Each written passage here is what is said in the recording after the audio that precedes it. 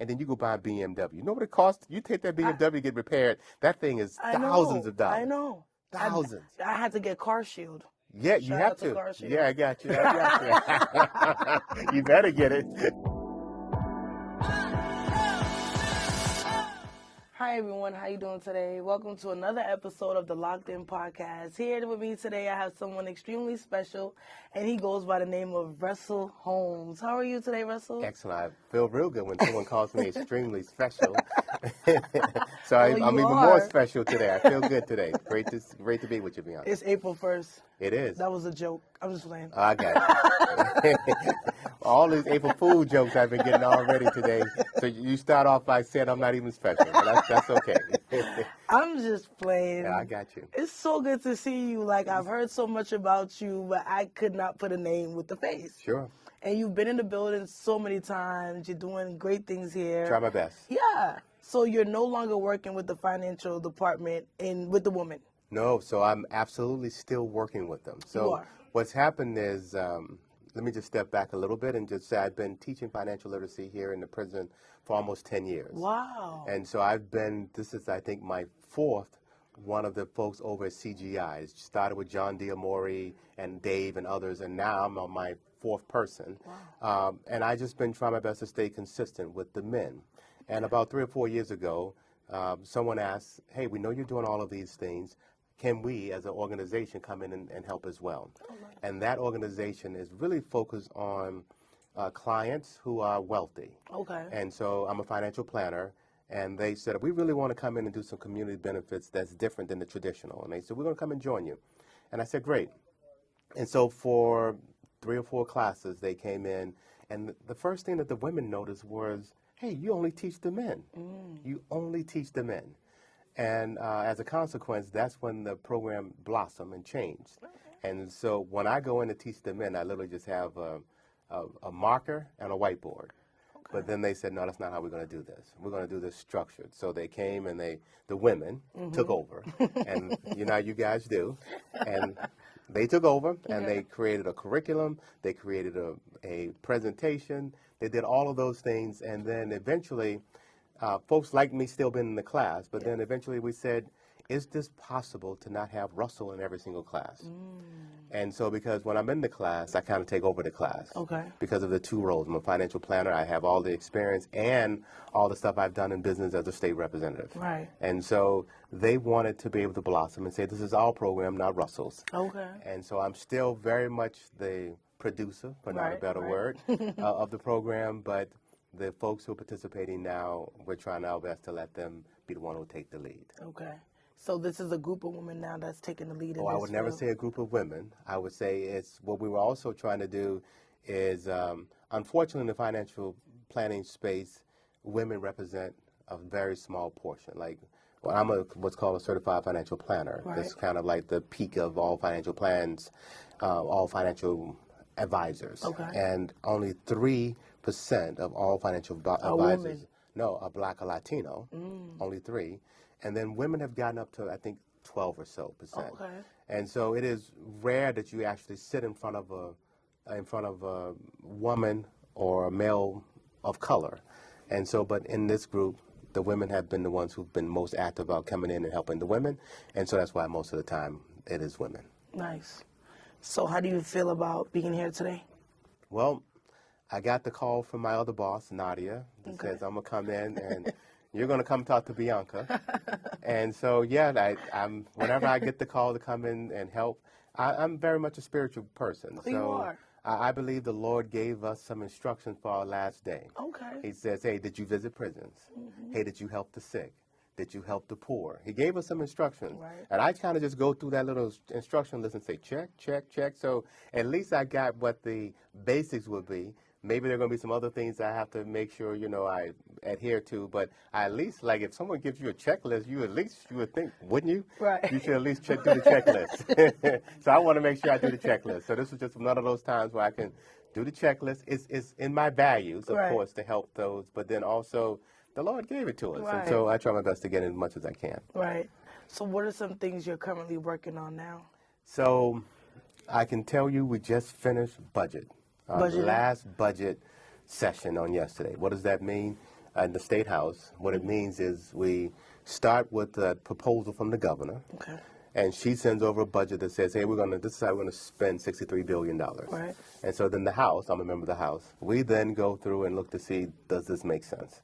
And we do a series of meetings, 8 of them across the state. So from the Cape to the Berkshires to Boston, we just go and we have, whether it be the sheriffs, the DAs, for public safety, whether it be the judges, whoever it may be, they all come together and we have a conversation about how are you spending this budget and what is it that the governor proposes on how we're going to spend. We had the last of those hearings yesterday.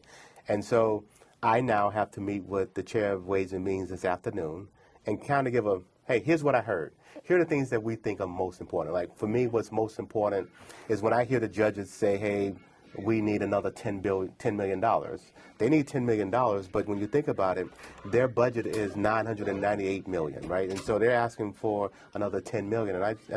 I would say, of course, today to the chair of Ways and Means, of course, we need to run the whole third branch of government, right. 6,500 people. We want to continue to be the best in the judiciary, and so that's one of the asks. But then there are some things that are just core to who I have as a person and the value on the governor is trying her best to hold down some costs. Right. And one of the things that happened with Mass Health today is Mass Health with dental, it does not have a cap. What does that mean exactly? It means that essentially if you're on Mass Health and you need a root canal, you need a cap, you need a crown, you can go and get those things done. Right. And that costs the Commonwealth $120 million. A year? $120 million a year. Wow. And so the governor is saying, we can't afford this $120 million. So her team is saying, we don't want to not have dental care in the Commonwealth. Right. We want to still care for those who are on Mass Health. Right. However, we want to lower the limit to $1,000. A year. A year. And so that's a big drop. Oh, it's a big drop. That's Bianca, I'm telling you. Too much. Yeah, because of the fact that the dentist, there was a dentist from Mattapan who called me. Yeah. And said, wait a minute, Rep. Can you have a conversation with the gov? You have to. Yeah, because he's like. Because when I get out, I have Mass Health. I have to do something. Yeah, you got to do some things, don't you? Yeah, you got to take care of it. Just think, you're young. Right. Many people on Mass Health are adults and older. And so when the dentist called me and talked to me about it, he says, Rep, I have someone in my chair right now who needs 3 root canals, who need 3 crowns. And he says, folks, unfortunately, on Mass Health, they haven't been brushing like you every single day. They don't do all the things. And so many times they need even more care. Right. And so what we're trying to figure out is what that limit should be. Okay. And you hear her say, or her team say, we can't afford $120 million. Right. And I agree. Right. But then what can we really kind of afford? Because when you say you can't afford $120 million, what you're saying is we're removing $120 million of benefit to our constituents. Right. And so what might be the right number is what so we're how trying do to you meet in the middle or something? Well, yeah. And so, if they do cut that $100 million, where's that money then going? Well, what's happening is it is the other things in our budget that is running out of control. Healthcare in other ways is it's so expensive. Just think about how hard it is to get a primary care physician. Right. And don't let your primary care physician retire. Then they put you kind of in a bucket, and then they hope you can find someone, right? So just healthcare in general is just skyrocketing. And do you think that's because I'm not familiar really with politics? Oh, yeah, you need to get more familiar. Yeah, I do. But do you feel like that's because of the Trump administration when they went against the whole Democratic Obamacare thing? I try my best not to use his name. Yes. But he whose name should not be said. Right. His administration, right. yes, has made some significant changes, right. and part of this is that. Exactly. This is a straight-out attack on poor people. This yes. is literally, I am going to take $1 trillion, yes. and I'm going to give it to large corporations, and I'm going to give it to rich people, and guess where I'm going to take it from? The I'm poor. going to take it from the poor. Now, Robin Hood is like the reverse Robin Hood, right? It used to be you rob from the rich and give to the poor. Now you rob from the poor and give more to the rich. And so he whose name must not be said right. has a significant problem for us because we're going to lose probably 200,000 or 300,000 people off of Mass Health. We're going to lose them because of the work requirements that are coming, because of the requirements that you have to report in every 6 months. Yeah. But that's all a strategy. Right. And my problem is white folks, 50% of them are Mass Health. Right. Black and Latino, 72%. Right. So this is just a straight out attack on the neighborhood I represent. Right. So I represent a neighborhood in the State House that is 93% of color, Black, Latino, and Asian. Right. And so when you're going, when that's in your crosshairs, that's who you're going after. I got to pay attention to that. Asians are in the 93%? In my 93%, but I don't have but maybe 2 or 3% Asian who live in Mattapan. I live in Mattapan. Yeah, me too. Yeah, so I came from Mattapan. Yeah. I don't know where I'm going to live when I leave here. I got you. Come on back. Oh, that's another great question, because you represent stability in housing and help. Yes. So how are you doing that besides working with the government? Do you go into the community? And I think that's so funny. Yesterday, I got a phone call from a constituent about do I go into the community. I am the community. You are the community. Yeah. So yesterday, I got a phone call so I live on Wellington Hill. Okay. You know where Flames is? Yes. That's where I catch my bus. Okay. And so the other day, the bus is coming, 2130. Well, I can't tell when it comes, when I get down, I couldn't tell which one was coming. But I'm running down the hill, right, to catch my bus. Right. And so my constituent was like, yo, we got the rep running like I run. I'm like, because, I'm coming across Morton Street. You know that intersection right there in front of Flames? Mm-hmm. And I'm like, stop. Like, stop. Right. Like, no, I'm catching that bus. And so she calls me later and she says, Rep, you run like everybody else down for these buses. I said, I sure do. I'm going somewhere. And I'm stopping all traffic. Right. It hit me. Hit me. Let me see you hit me. Let me get a check. Let me get a check. Just like y'all are thinking, right? Right. But I'm just saying. So yeah, I'm from the neighborhood. Okay. And so for me, housing, my big thing on housing is when we talk about this disparity between Black, Latino, Asian, white wealth. Right. Most of that is in housing. Okay. Almost all of it. So even yesterday, we're going to learn that the number has gotten worse. So since the last Fed study, it was $8 that Black people had in, 257,000 average white family. The number is now $8? Yeah, it's a real number. To how many? So the average, when the study was done before, the average Black wealth in Boston was $8. So that is, you take all your assets and you take all your liabilities, and when you mash those things together, what are you worth? Right. $8. $8. That's crazy. And then at the time, you take all of the assets of whites and you take out their mortgage and all the other stuff, and it was $257,000. Right. Right? That's what it was. Now, with the way housing prices have gone, it's almost $1 million, the average net worth of a white family here in Boston. And we have not got the number for Black, Hispanic, but it has improved. $12? I haven't we're waiting for the number. They told me to get it. I asked yesterday from the Federal Reserve guy. I'm hoping to get it by the end of the year. Wow. But the housing has skyrocketed. So for me, it is very important to get major down payment assistance for people to buy their first home. Yes. That is so significant. So I don't know, Maha? No. So is that a realty company? Well, Maha is an organization over on Washington Street near Ashmont. Okay. And they have what's called a one mortgage program, but it doesn't have to be them. It could be NACA or some other place where you go out, you get your first time home buyers program, you get the certificate, and then we have programming in the state and the city where we're saying, one, if you're in some type of housing and you get a Section 8 voucher, use some of that money to buy the house.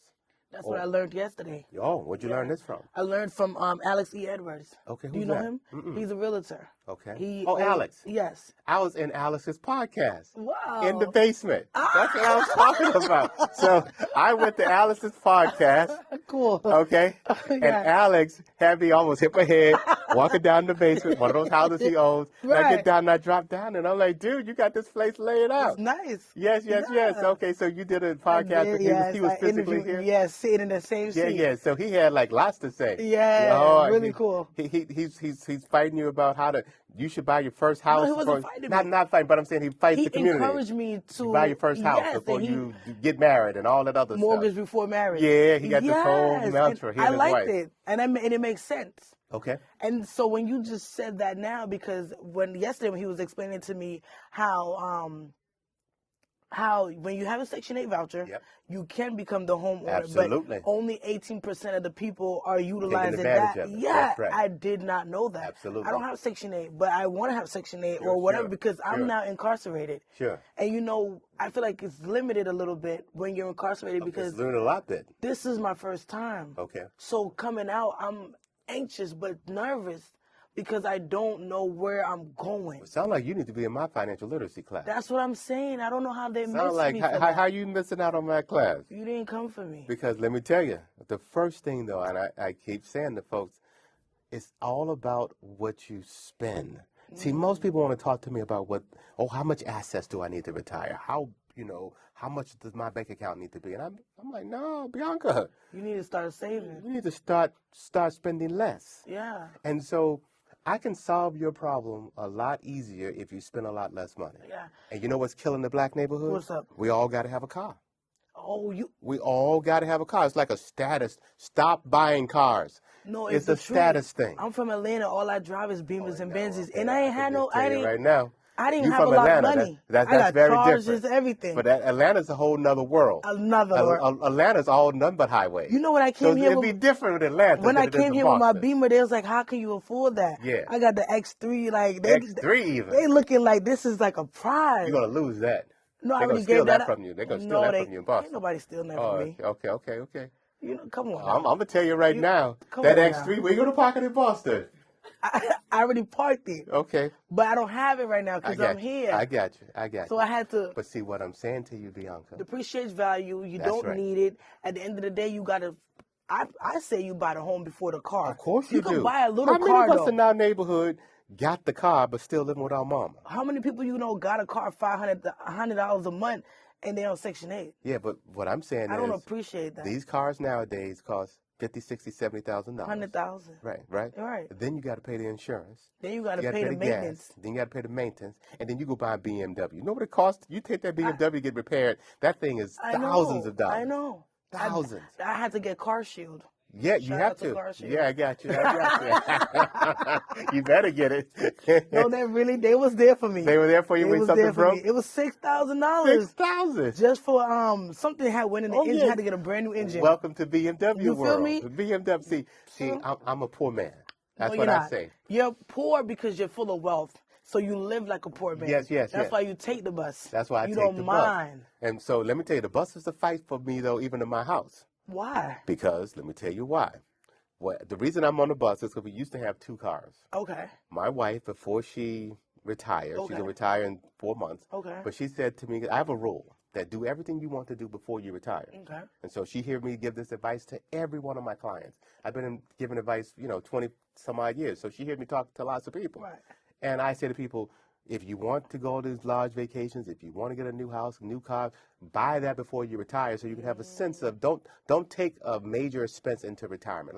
And so Okay. she says, hey, 3 or 4 years ago, she says, I'm going to buy a new car. She says, I have never owned a new car in my life. Okay. Because historically, she would get my older car. Right. So I've owned a Nissan Murano Yep. black, Yep. the least expensive one. Right, Don't right. give me that S. Right, I mean, give me that S. Don't give me that SLE and all. No, I don't need no want the leather seat. Optima. I don't want No, no. none of that. I want the base model. Yeah. Right. And then you tall, so you needed the space. And that's all I needed That's was it. just a base model. Right.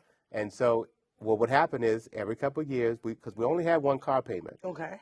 Because every couple of years, we pay off one car, and I'll trade in that car and get a new car. Yep. So we And had give that to 2000 her. That's right. So Okay. it was 2010 and 2014, 2014, 2017, Right. 2017, 2021. You know what I mean? So there's always two Nissan Muranos in the house, but only one car payment. Right. So 2021, and so it's a 2021 and a 17 in the house. Okay. So it's time to trade in the 17, right? And that's what we would have done normally. But you know what my wife says? She's getting ready to retire. She says, I'm getting ready to retire. So she needs a brand new car. I'm taking the 17. Exactly. And you know what she says? What? This time when I buy the new car, I'm keeping the car, and you're going to take the older car. Right. No problem. You the boss. Right. Do what you want to do. Right.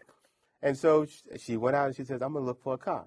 And you don't have to get a Nissan Murano. Get whatever car you want. Right. It's yours. Right. It's you. Right. So she go out. You know what she's looking at?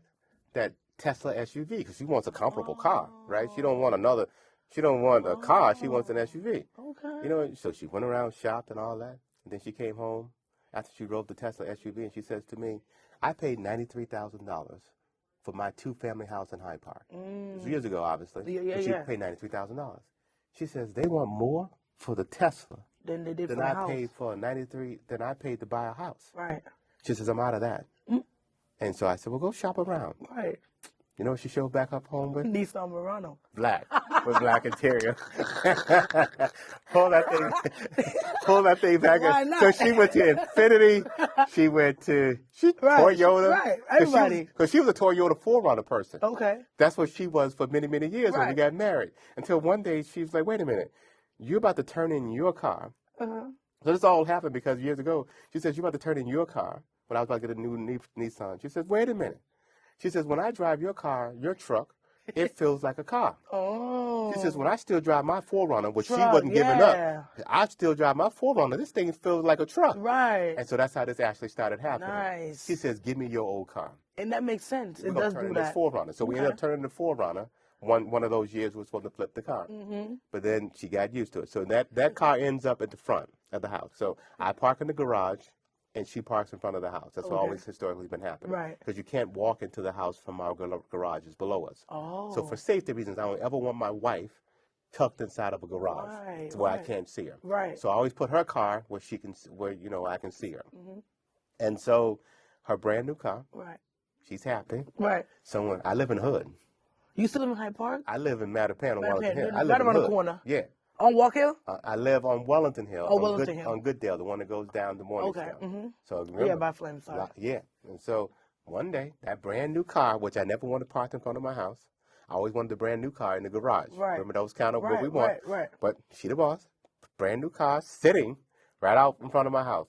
Someone comes around the corner, chasing someone that she says is killed her son. Oh, wow. So she's chasing this person. She, your wife? No, my wife's car is just on parked the in front of the house. side. No, my wife's car is just parked. Right, on the side of the house. Just right in front of the house. Someone comes around my corner, chasing someone, loses control. Car parked, hits the car that's parked. Right. Pushes that car up the hill and hits two other cars. Oh, And then that person who was chasing the person who lost control hit my wall and my garage. Takes it all out.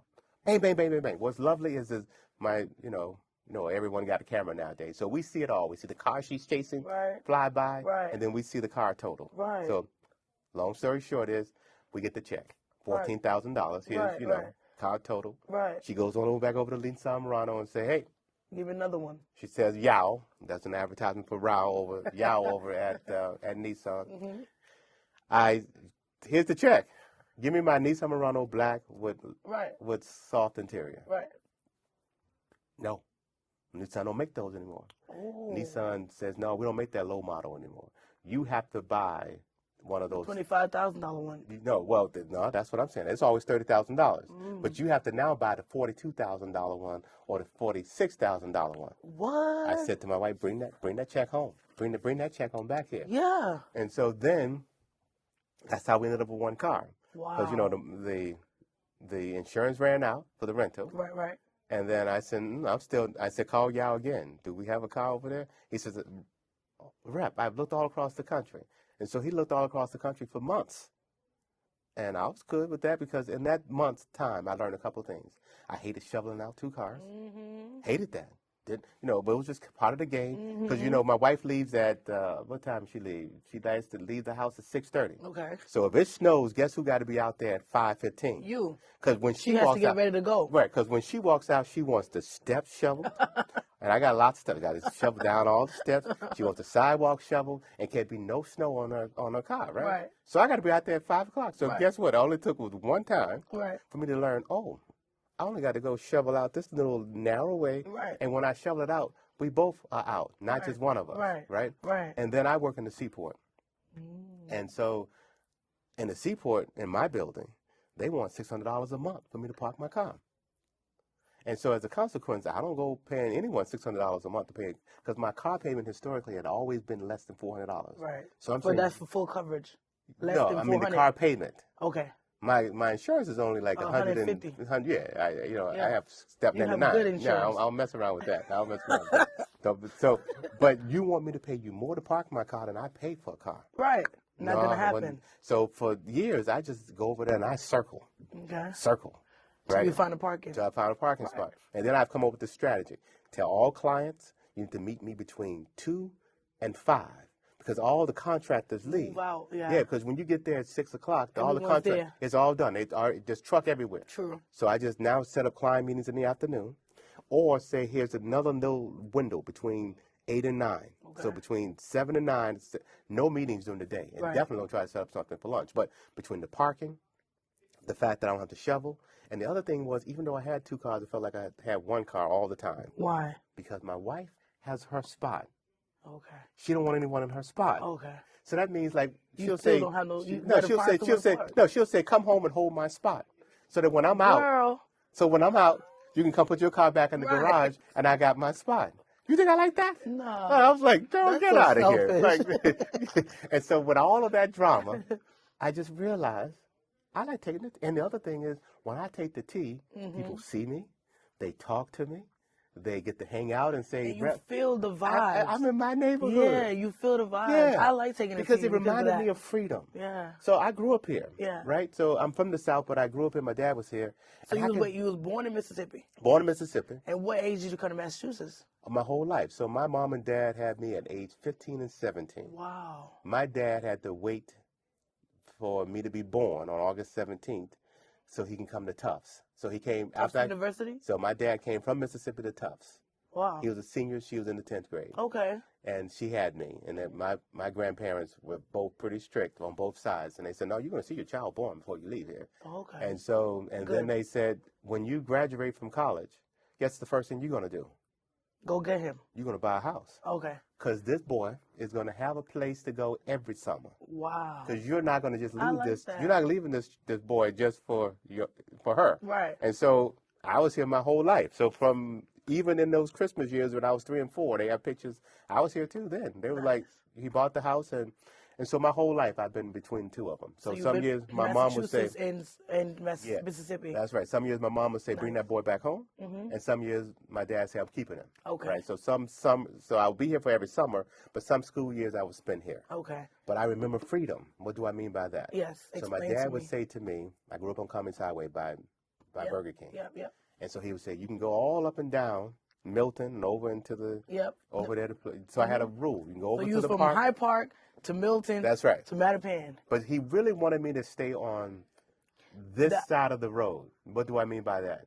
He didn't. When I was growing up, Almont wasn't the place it is now. Almont Park used to be. I heard. I have this older lady because I was living on Hyde Park by Hyde Park Ave.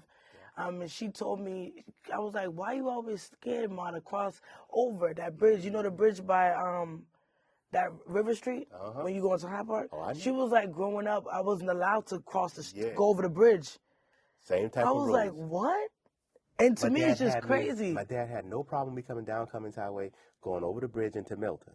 Right. But he did have a problem with me coming down and going beyond. So my first job was at Brigham's in Mattapan Square. Okay. So I can go to Brigham's, I could go to Simcoe's, and that was my world. And then stay on Cummings Highway, and I can go Cummings Highway, but he really wanted me to go south, like into Hyde Park. Right. Going towards Almont Park and all of that. Dangerous. People get shot. And definitely don't go near Corbett. You don't know about Corbett, do you? Oh, boy. Where's So I went that? to the Thompson Middle School. Okay. And the Thompson Middle School is what Nelson and Corbett and, you know what Gallivan, you know what Norfolk Hardware is, where Gallivan Yeah. intersect? Yeah. There's a little school backed up in there. But one of the most dangerous gangs was Corbett, Corbet. So I came and went to the Thompson in the 8th grade, and they put me because they said, hey, you're from the South, you're dumb. You don't mix. Yeah, you're dumb. So they put me in what's called 8E, and 8E were all the gang members were. Wow. And so I hung out in 8E for 2 weeks. And then they finally said, this guy's in He's the wrong. he's actually smart. Y'all got him in the wrong class. Right. But those 2 weeks were vital. Wow. Because for those 2 weeks, I met all the gang members. You learned I met a lot. all the basketball players. Because I'm a basketball player, football player, I'm an athlete. So I met all the players, I met all the gang members. And so when they shifted me from 8E to 8C, I didn't get beat up. Okay, you know what good. I mean? Like You was already plugged in. I'm already plugged in with Corbett and everybody Right. else. That was but cool. when I was younger, my dad was like, no, you can't go that way. Right. But then what I meant by freedom was that T-pass. Where finally my dad said, you can I went to Harvard Upper Bound. Yep. So I'll get on the Mattapan Square Yep. and take that. Now, when I was young, the red line ended at Harvard Street, at Harvard. Okay. It didn't go to beyond. Alewife. It didn't go to Alewife. Wow. All that stuff was newer. So I that grew up in North Porter and all of Cambridge. that's right. So all Porter, what am I missing? Porter Square, Davis Square, LY. Central, and there's Central Central too. is So before Central, Porter, Davis, right? LY. I mean, Central's before Harvard. That's right. Coming from Central Matt- is before Harvard, coming right? from That's Mattapan, right. That's right. And so there were 3 new stations, right? I forget what they are, but they didn't exist. So I would be able to go from the one end of the red line to the other end of the red line. Right. Oh boy, that was freedom. Right. Because then I had the whole world to me. You're traveling everywhere, Yeah, learning man. everything. Yeah, man. Okay. So for me, getting back on the team felt like freedom. Yeah. Like I can tell you things like our friends we would do stupid things, like just go anywhere we want on the team. So one time, my sister, she said to me, because she has her little Beamer too. She works at BMW. She works at Faulkner Hospital. So she was like, Hope she got a house. no, but she was making good money. She could have did all that. Anyways, she told me, because one time I was like, I need to get on the bus real quick to go to Forest Hill. Yeah. And she was like, oh, girl, I feel like everybody that gets on the bus has a mental illness. Yeah. And then I was like, why? She was like, I don't know. She was like, back in the day, you weren't supposed to get on the bus. That's why they made all those big windows. Was that true? No. What was it? Well, so Or the stereotypical reason? So you're in the fight of my lifetime right now. Okay. And that is whether or not I'm going to put a busway down Blue Avenue. It's been the fight that I've been in for 17 years. So there is a hierarchy of people with transit. Okay. The people who think they run the roads are the people who ride in cars. And all of us who ride the public transit, they look down on us. Right. And what you're talking about is the looking down on us. They believe we are less than. Right. And so when I say I'm going to raise the quality of the ride of all of us less than people, they were to burn down my house. That's why it's taking so long. Well, I'm just simply saying I'm looking to put a busway down Blue Avenue. Right. And it is the car riders who want to drive through my neighborhood and not to my neighborhood. See, I want my neighborhood to become a destination, a place where people drive to. They don't just drive through it. And all these folks who advocate, I got 2,000 signatures. Yeah, you do. Because you want your people just riding through my neighborhood as quick as they can. Okay. But any place that you call a destination in this city, people don't worry about that. What do I mean? I just told you what they pay in the seaport. $600 a month. Yeah. And they think that's a discount. Why? Because it's a destination. And why? Because it's more wealthy people. They look at it up there. But what I'm just saying is, like, it's not a neighborhood you drive to. It's a neighborhood you drive to. Right. They want to stop there. Right. Right. Do you ever hear people say, I'm not going to the North End anymore to eat?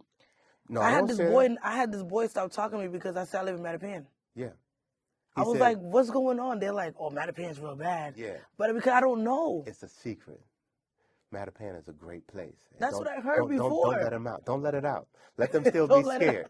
Because Mattapan is one of the few places still you can buy a house for a reasonable price. Okay. It's still out of control even in Mattapan. It's the truth. Yeah. I mean, I bought my house for $225 and now it's, $800, for it or whatever. But it's still at least. How long were you there? I've lived now there for 22 years or so. Okay. Yeah. So yeah, it's been a while. Been a while. Okay. But what I'm saying is, what a great place. Right. And so my point of all of this, though, is it's again what I was saying to you about what I'm trying to do in my neighborhood. Get it accomplished. I want my neighborhood to become a place. Right. And so you don't say that about the North End. Right. You don't say that about the Seaport. Right. You don't say that about the South End. All these places have no parking. None of them. True. Cambridge. All of these places have small roads. Right. Look at JP Center Street. Look how crowded that is. But because it's a destination, people still going over there. Right. And then they fill it up with all these bike lanes. It's the bike lane thing. So the bike lane thing is a problem because that's how black people see gentrification. Black people see, if you put a bike lane here, this is not for me. Why is that? Because of the fact that they don't ride a lot of bikes. We don't ride a lot of bikes. We need to get healthier. Right. So Which makes sense. We need to start riding the bike. We need to get on the bike. What's wrong with that? You need to get on the bike, boy. But no, not just that, but we don't ride them. One. We don't trust them, right? Okay. If you drive like a maniac in this city. And I'm on a bike. And no, like all of us who drive in this city know that you're not that wise riding on a bike. Right. Like you're going to get clipped. Like you're going to get clipped. Right. So that's why I'm not getting the bike. Like they love it when they say, well, Rep, we're going to put you on the bike. And I'm no, you're not. Why? So I can sit here and straddle all day looking to see what person's not paying attention to me. No. Because that's, again, one of those people who we see as a less than. Right. Less than. Right. Like we see our public riders on transit less than. Chang Wang or whatever, the T guy. Oh, I met with him yesterday. What's his name? Filling. Filling.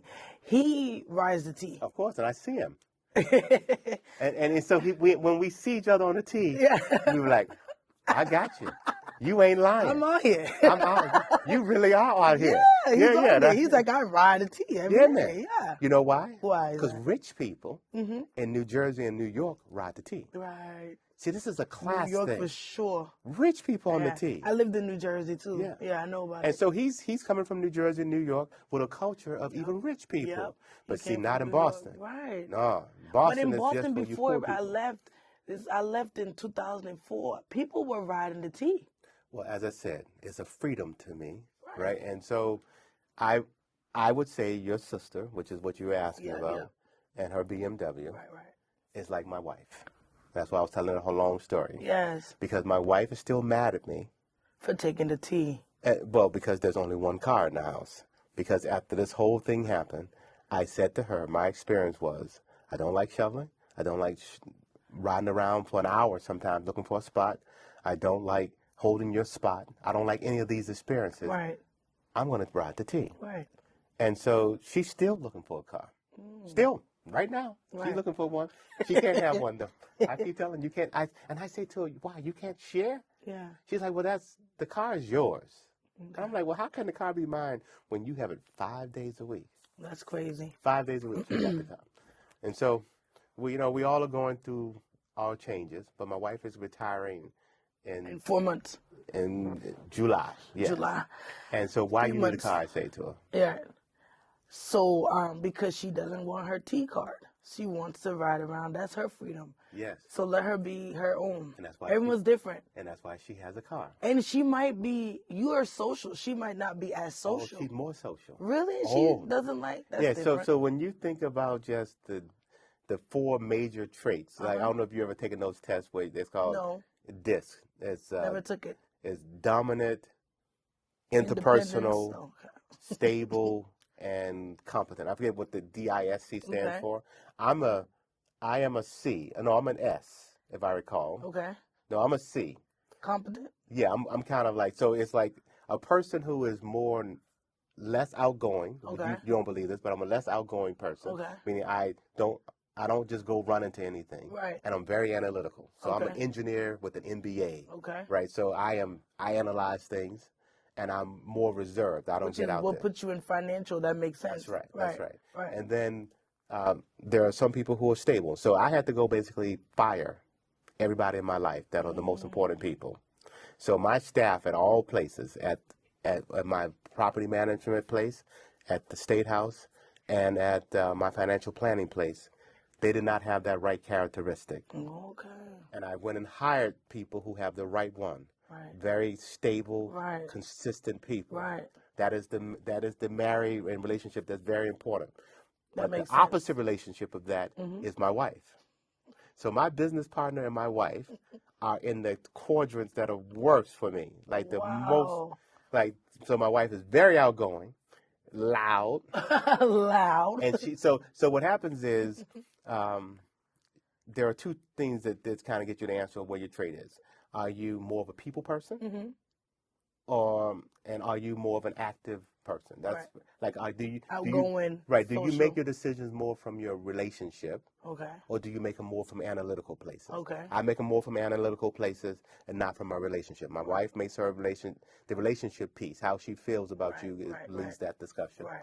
And then are you more of a reserved person or not? So my wife is both. She is a people person first, and she is more of a louder person. Okay. And so she's in that opposite quadrant. Right. Just like my business partner. But they say opposites attract. And we did. Right. And so that's... And how long have you been with her? Well, we've been married now, heading to our 19th year. Nice. But we've known each other for 7, meaning we attended church together. You did? Yeah, so we were in the singles ministry together. We weren't dating, but we did activities and things of that nature. Do you still go to the same church? Same church, of course. Do you know who is the is her name Andrea?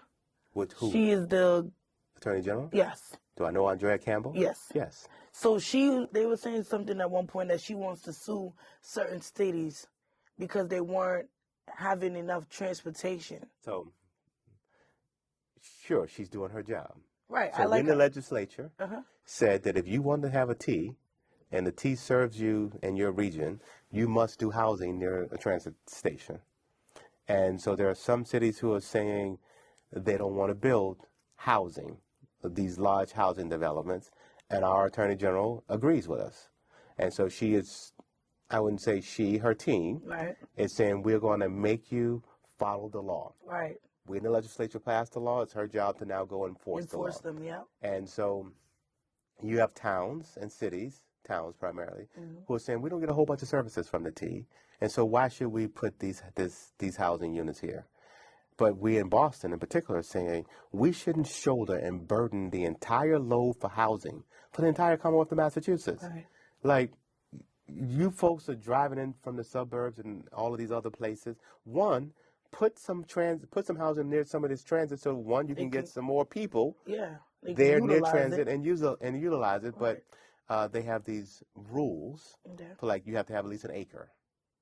No space for them to even put it there. No, so the rule is in some neighborhoods, and this is, redlining at a whole nother level. So redlining historically would be, hey, don't rent to these black and brown neighborhoods, and I mean, don't sell in these black and brown neighborhoods and then sell in white neighborhoods. So that's redlining in its greatest form, where literally banks wouldn't give you loans. So that's the most traditional form. But when you couldn't do that anymore, there are towns and cities across this country who said, well, fine, we're going to put some rules in. To build a house, it has to be a single family. To build a house, it has to be at least an acre. Okay. They put all these rules in that obviously people who had less means, $8 versus $256,000, can't meet those needs, can't meet that metric. And so as a consequence, that's why you have neighborhoods who are 95% white, 96% white, 98% white. That is not unintentional. That was the book is called The Color of Law. Okay. And I've had Mr. Rothstein come in to the State House on multiple occasions to talk about just all across the city, all across this country, how it was legal. These were things we put in law to make this country so segregated. Wow. This was not accidental. Wow. And so we are trying our best to dismantle those things. Right. And one of those dismantlements is now making this decision that you have these neighborhoods that are lily white, they're not accidental, and we want to bring some diversity, some affordable housing, some diversity. Like you think about Metco celebrating tonight. So tonight I saw that there's going to be a celebration of 60 years of Metco. Okay. Here's a program that has existed for 60 years just so you can take black kids out of the city of Boston and take them to Newton and to Brookline, Wayland, right? Wouldn't it have been better for you just to let some of us move to your neighborhood? Yeah. But all those neighborhoods that we shipping people out to, look at their codes. They say it has to be a certain distance, things of that nature. Right. So how do they fit at the end of the day if they were to move them out there? Like, if they can't meet? Isn't it crazy that the city that fought us the hardest, the most, was Milton? And it's crazy? So close. It's like in between, literally. It's offensive to me. Yeah. It is where I grew up. Right. I told you my dad let me just go to Milton whenever I wanted. Right. And so, like, one of the things that was offensive is there was a bike trail that can take you from... I think it's still there. Oh, it's there. Yeah. That can take you from downtown all the way up through Neponset. And it was on the Milton side. And the Milton folks were saying, well, we want to keep this trail. Right. Only on the Milton side. And we on my side said, no. If that trail doesn't come over into Mattapan, I'm burning down the whole trail. Right. No one's having it. No, nobody's having it. Nobody. You're not going to just take this thing right on through Milton and skirt my whole neighborhood. Right. And so here it is now. That trail now comes over on a bridge, brings you into the back of, River Street. It does, yep. And then now it takes you through Mattapan Station and takes you right on up to, up to the Blue Hill. Yep, it does. Right? And now then it get the recognition from around the country of one of the greatest trails in the country. Right. And the flagship, the thing that makes the trail, like the highlight of the trail, is the bridge they didn't want to build. Wow. That bridge that connects Mattapan to Milton is like the flagship. This is where everyone stands here, take all the pictures of the Neponset River. Look how great this place is. They didn't want it. Wow. And so it's the small things. Like when we were trying to just figure out buses and trolleys and all of the other stuff. We're having conversations, and the Milton folks were saying, well, we don't want certain things because all we hear are ambulances. That's all we hear. The negative. But they didn't realize that the ambulance center is right there on River Street. Right. So this is not, these ambulances are not leaving to go to a gunshot every single time. This is the central hub. Right. This is where they lead to go serve all of Boston. Okay. So just explaining to people, like, what you think is just, hey, Mattapan shooting up people every time. Right. This is a service that is servicing all of Boston. Right. And so just having these conversations around stereotypes but it's offensive to me that you live this close to me and you've been my people my whole life. It's literally 1 minute to get to Milton. I wouldn't call it a minute. I can step one here. I can step on the bridge here. I'm in Mattapan. I'm gonna step on another side of the bridge. I'm in Milton. True. Yeah, and that's the way. Like, think about Central Ave. Like Central Ave here. Yeah. One side you're on Mattapan. You go across that track, you're in Milton. Like, how hard is that? The same. But you see the difference. What's the restaurants on the Milton side that not on the Mattapan side? Right. That makes a big difference. Yes. And I feel like it's the same way with the Hyde Park, because Hyde Park brings you into Milton. That's right. Right. Same thing. Right there next Well, to you know, we also Reserve. get problems with Mattapan Hyde Park. Did you know about that? Right, that's what I'm saying. You hear about that? No, but I can only imagine, because I'm like, do you know I walked from River Street I to know we're running out of Mattapan. time, but let me just tell this story, because I know I'm getting all the signals from everybody this time. Really? I didn't see the wrap signals. up. I'm getting them. Getting them. You're on it. Good job. I'm accustomed to all these Good signals. job. Someone's always directing me to do something. And so I'm getting all the signals. Like, cut this thing short. Y'all running out of time. I forgot your boss is here. Yes, my boss is, she's looking at me all the time. Like, dude, you better do what you're supposed to do. But there's been problems even with Mattapan, and I own a house, and I'll end with this. I own a house. My wife's house, the one she paid $93,000 for. Hyde Park. It's on right over Wood Ave. Right. And it is right where Mattapan and Hyde Park come together. And because of insurance rates, if you had 02136, car insurance rate was much less than it was 02126. That's the Hyde Park one. That's right. So what do you think the people in 02126 that live right next to the people across the street at 02136? They use the cheaper way. No, they said, well, we want our zip code to become 02136. So combine for the cheaper one. Yeah, they wanted the cheaper one. Wow. They said, we want to be known as Hyde Park, not as Mattapan. It's the truth. And so all through that little area, my house is right in the middle of it. I'm now 02136, and it used to be 02126. Okay. Because of this problem. Right. And so these little dynamics, it's not just white and black. Yeah. This is just economics. Right. Like, this is all about money. That same house that sits in Milton would be significantly less if it was sitting in Mattapan. And that house that's sitting in Mattapan, right across the river, right across the street, would be significantly more if it was sitting in Milton. Yeah. And that is the thing that's happening. It's the same way with car insurance. Yes, same with car insurance. I did my car insurance in Taunton, and it was way cheaper than when I put it in Hyde Park. Yeah. And so that makes people do things that they shouldn't do. Yeah, and they think register ways cars that where they shouldn't register. Yeah. They put cars where they shouldn't do. But I'm just saying, we as a people need to be wise with our financial literacy, right? Listen, and be literate. I'm doing great. No, but I need you to come to my class. I will. I need you to come. And even if I'm not teaching it, I need you to come. It took me to be here also to realize about saving more. Because I've been saving. I'm like, I got to get another car to get on my feet. I'm like, no. I need to get some stability over another my car will head. take you off your feet. You get what I'm saying? What I'm telling you is $600, $700 for the car payment. $200 or $300 for the insurance. You got to pay for gas. You got to pay for parking. And then y'all want to double park. You got to pay those parking fees. Oh, do you know what you can do with $12,000 a year? There's something called the rule of 72. I think I said this on what's the gentleman's name? Alice's program. Okay. If you take the number 72 and divide it by a number, let's say any number. Yeah, 12. Okay. 10, whatever number. Let's say 10. It tells you the number of years that it will take your money to double at a certain interest rate. Okay. So if I have the number 72 and if I want my money to double, if it's with compound interest, I need 7.2% a year. So I take 10 into 72. It means I need to get a return of 7.2% a year. Okay. Right? How old are you? Just don't tell me. You're in your 30s, let's say. I'm saying you're 35. Let's say you're 30, right? And you're going to retire at 70, right? Yep. All right?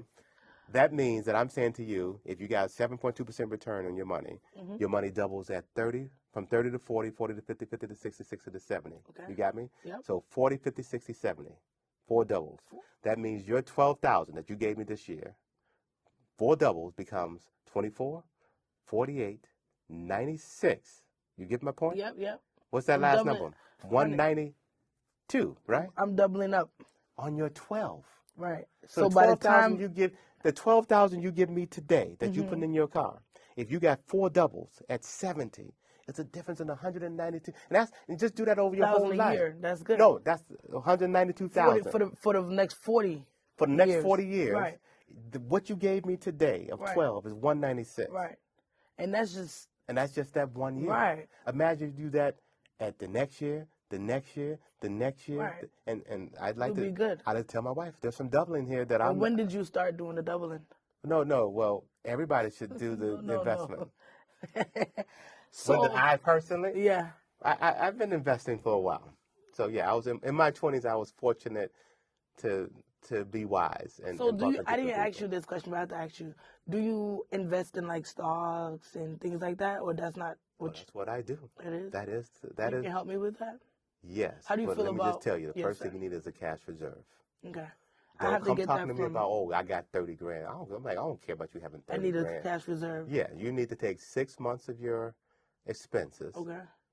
and then have that to the side. Okay. Then after you did that, call Holmes. Okay. Then that means you have some money. So- Don't call me just because you got 30 grand. Like, well, No, I bothering need me, you you know, to- like through COVID. Remember all those people getting those big old checks? These Yes. welfare checks? I had got one of those. I'm like, no. And they're like, oh, I got 30 grand. Want to do it? No, you're going to save I it. got one of those because I started a small business. Okay. And Oh, boy. the SBA gave me one. Mm-hmm. I don't owe nothing. Okay. Make Yeah. sure they don't come back and get you. You didn't No, lie to get that, did you?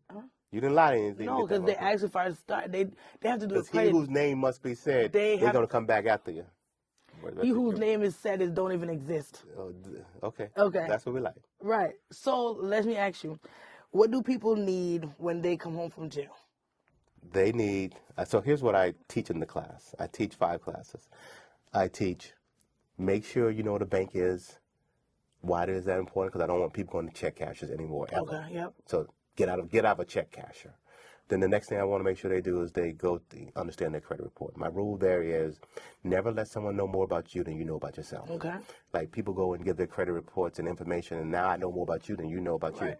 you. No, that's not the way it should work. Make sure you get some life insurance. Like if you have children, Yeah, I don't have children. but if they do, But- take care of your loved ones. Like Okay. don't leave it on government to take care of you. Right. You need Right. to, you need to take care of your family. Absolutely. And so then I talk about investments. Like after you get some cash reserve, after you get your credit report, after you get some life insurance, I talk about just insurances in general, car, home, and all of the other stuff. And then I talk about investments. So these are just all the things you need to be putting together. I missed one in there, didn't I? You had the 5th one. You didn't say the 5th one. I didn't say a 5th one, did I? So I'm trying to think of what my, I Your teach. financial literacy. No. I teach about your paycheck. Believe it or not, How to do the Believe it or not, many people don't even know what their money goes to. Do you believe in that? What's that rule? I don't believe in this 30, 40, 20 Yeah. thing. Yeah, but Okay. my rule is spend as little as you can. Okay. That's my rule. Right. And it's the Get truth. your budget down. And so because too many people, they like, oh, well, 40% for your needs, 30% for your wants, 20% for your retirement or right. whatever. The problem is in that rule, too many people confuse their needs and their wants. Big difference. Yeah, it's a big difference. Like You don't need- You need a pair of shoes. I But have does, a- but I- does it have to Listen, be? you see how? Let me tell you how smart I am. You see these shoes? Yeah, These are the jail shoes. yeah, They have shoes on Canteen. yeah. I have never bought Yeah, you understand what I'm saying? because I save every dollar. And that's the whole game. In a They nutshell. like, Bianca, how you get so much money? I'm like, I don't buy a lot of Canteen. Yeah. My little job, I save my money. What makes it hard for people to succeed, like that are incarcerated and coming out? What I find hardest is the adjustment. Okay. Like, unfortunately, Use me as an example. I'm leaving here, you know my charge. Yep.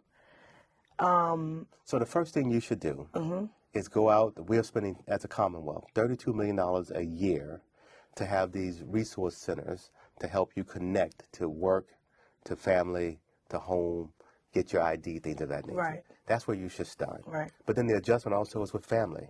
Okay. Family doesn't trust. Family needs you need a place to live. So you need a stable place to live. Yeah. With my charge, do you think they'll be able to, I'm still eligible to get assistance? Yes. So okay, it's not the charge here that I'm talking about though. I'm not even getting into the charge. I'm saying just on the basics of connect with your family. I'm past that. Okay, well, that's good. My family's good. I'm good. Well, then, 2, we need to get you into a stable role. Yeah, I need it. And the charge only gets you in trouble as a felony or no. So, like, we're setting up a lot of things for people, but the challenges with felonies. Let me give you an example. Like, if I'm National Grid, if I'm Boston Water and Sewer, if I'm places like that, they become more of a challenge because of the fact that they want you to have, the misdemeanor to have a certain window, the felony have another window, because of the fact that literally when you show up at Boston Water and Sewer, if something's wrong in my house, what do you think I say to the Boston Water and Sewer guy? Go anywhere you want. He showed me the ID. I need you to fix it. Yeah, I don't care what you can go on any wall, any floor, anywhere you want. You have free reign of this whole house. Right. Until it's fixed. Right. And so that's why they get a little nervous at National Grid, Eversource, Water. Right. And so they have some rules. But for most jobs that are not like, hey, I need to come into your house. I seen that you cannot, with my charge, firearm, you cannot get it sealed after the 7-year window. And I felt like that was like really, really, really like discouraging and disappointing. And it's like, damn, after 7 years, you still don't want me to succeed in life. So I don't know if that's the rule. So thank you for telling me. Yeah, no, but I'm saying I didn't know that was one of the unsealable ones. And it said that with the exception of possibly getting a petition to the governor. Okay. So a commutation type thing. Yeah, I'm gonna call you when I leave so you can get that. Well, you still don't have to worry about that for 7 years because you can't get it removed for 7 years. No, they said I can't get it. That's what I'm saying, but give it, so. I'm going to give it a year or 2. Yeah, your steps are get stable. Yes. Do the 5 things I asked you to do. Yes. Get your credit report right. Yes. Get your cash reserve right. Make sure that you get your life insurance and the regular insurance. Yes, make sure you do all those things. Do those things first. Yep. And I love it when people show up and I'm at the gas station or on the T and they say, they'll show me their card. Say, yes. I got my card. I got my credit card. They're just steps. I have those little small things already. Well, good. Right. And I'm saying, but now I'll get your cash reserve. Yes. Okay. Now I got to get, and then I need stability. But before that, come to my class. Yeah. All right, so how am I going to come to the class now that you're not here? The class still happens. Okay. It's just that I'm not necessarily teaching it. Okay. So I'm going to contact you when we get out after I do my 5 steps. No, you can contact me before that. Okay. I love to take folks after because you felt like you made me feel like you didn't want me to contact you. So here's what I love. Your cash reserve. Right, because I'm saying don't call me broke. That's all I'm saying. Why can't I call you broke and you help me get on my feet? I'm a financial planner. I'm saying exactly. Help me get on my feet. So that's a different job. So if you're calling the State House.